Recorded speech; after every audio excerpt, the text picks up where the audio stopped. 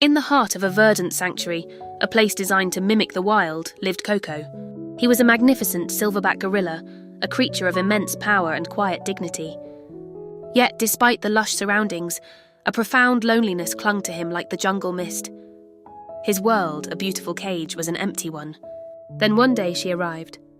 Her name was Ilara, a researcher with a gentle spirit and eyes that held a universe of empathy. She didn't approach him with the cold, detached air of a scientist.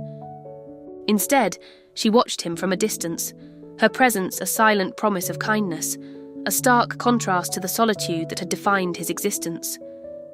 Ilara understood that trust was not a thing to be demanded, but a gift to be earned. Her approach was a patient dance of respect and understanding. She began by simply being there, her quiet presence a constant in his solitary world. She would offer him his favourite fruits, not as a reward, but as a simple gesture of goodwill. With a soft voice, she would speak to him, the gentle cadence of her words weaving a thread of connection.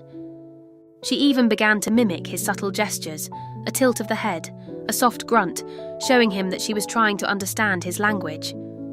Slowly, the walls around Koko's heart began to crumble.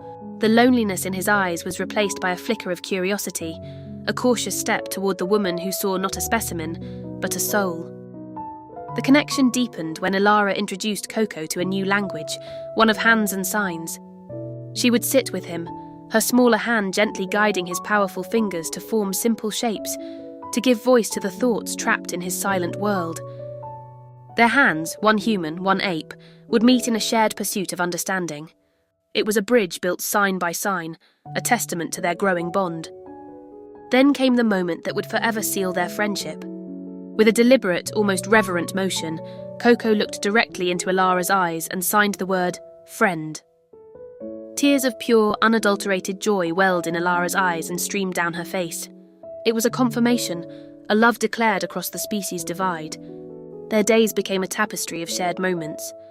They would sit together for hours, flipping through the colourful pages of picture books, Koko pointing at the images with a gentle finger. A quiet, protective affection bloomed within the great ape. He would often place himself between Ilara and any perceived disturbance, a silent guardian watching over his most precious friend. Theirs was a friendship that transcended words, a silent love understood in the quiet spaces between heartbeats. It was a bond so pure, it felt as if it could last forever, a sanctuary within the sanctuary. But unseen eyes were watching.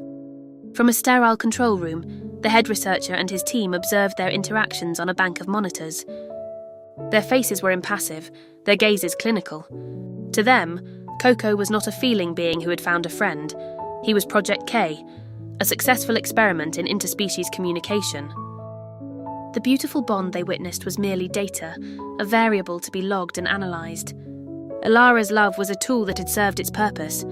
The end of the project was not a matter of if, but when. The blow came without warning. The head researcher summoned Ilara, his tone flat and final. The project, he informed her, was a resounding success and was now concluded. Koko was being transferred to a long-term research facility for further study. The words hit Ilara like a physical force, stealing the air from her lungs. She pleaded, she argued, her voice cracking with desperation, trying to make him see the sentient being, the friend, he was treating as a piece of equipment. Her heartbroken pleas fell on deaf ears. The decision was irreversible. Soon after, men in uniforms arrived, wheeling a large, cold metal cage. The sight sent a wave of agitation through Koko. He knew. He could sense the threat, the impending betrayal, and in his confusion and fear, he reached for the only person he trusted in the world, Ilara. What followed was a scene of pure, gut-wrenching heartbreak. As the men moved in to force Koko into the cage, Ilara was held back, her screams muffled by her own sobs. Koko fought, not with aggression, but with the desperate strength of a creature trying to hold on to his entire world. As the cage door slammed shut, his powerful form crumpled. He looked at Ilara, his intelligent eyes, once filled with curiosity and love, now swimming with a look of utter betrayal and profound sadness. It was a look that would haunt Ilara for the rest of her days. The aftermath was a symphony of silent suffering. Koko was now an inmate in a cold, sterile concrete enclosure, a world away from the green sanctuary and the warmth of his friend. He retreated into himself, a great, magnificent being reduced to a shadow. He sat hunched in a corner, refusing to eat, his spirit broken.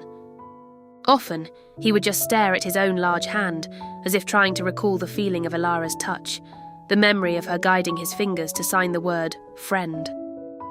In the end, 2 hearts were left shattered by the cruelty of a world that saw connection as a commodity.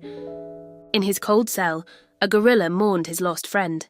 Miles away, a woman stared at a photograph of them together, her face a mirror of his silent, unending heartbreak.